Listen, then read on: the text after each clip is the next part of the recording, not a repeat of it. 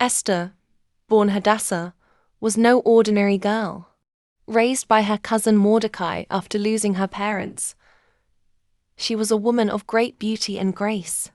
But beyond her appearance, Esther possessed an inner strength that would soon shape the fate of an entire nation. The empire was in turmoil.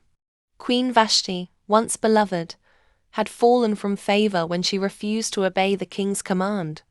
King Xerxes, enraged by her defiance, sought a new queen. And so, Esther's name, though humble, was drawn from among many others. It wasn't by chance that Esther was chosen. Beauty alone would not have secured her place as queen. No, there was something greater at work. God, in his providence, had chosen Esther for a purpose. But even as Esther took her place as queen, she kept her Jewish identity a secret, an identity that could cost her everything. As time passed, a new villain emerged within the palace. Haman, an ambitious and vengeful official who carried a deep hatred for Mordecai, Esther's cousin. For Mordecai refused to bow before him, a sign of respect Haman believed he deserved.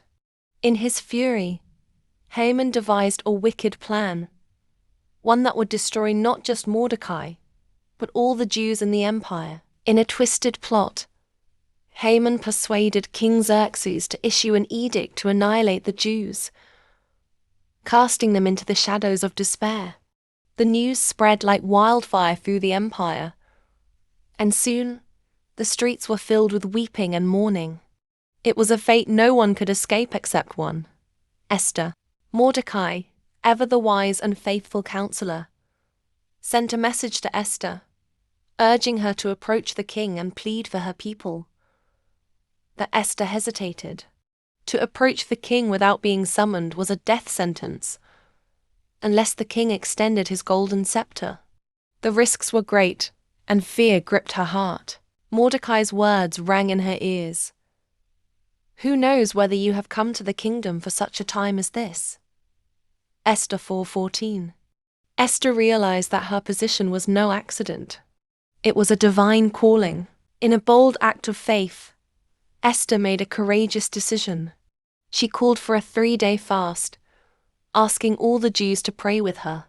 They fasted, seeking God's guidance in this moment of crisis.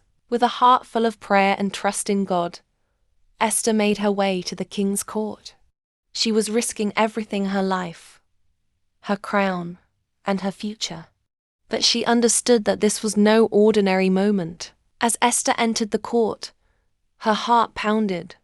The king, sitting on his throne, turned his gaze toward her. A moment of silence passed. Would he extend his scepter, or would she fall? And then, by God's grace, Xerxes lifted the scepter. With a breath of relief, Esther approached, and the king welcomed her. But instead of revealing Haman's plot immediately, Esther, in her wisdom, invited the king and Haman to a banquet. At the banquet, Esther didn't expose Haman's evil plan. She waited. Patience and strategy guided her actions, for she knew the time wasn't yet right. She invited them to another feast the next day. It was at this second feast that Esther made her move. She revealed her true identity to the king, declaring, "I am a Jew, and my people are marked for destruction." Esther 7-3. The king was enraged, and when Esther revealed Haman's plot, justice swiftly followed.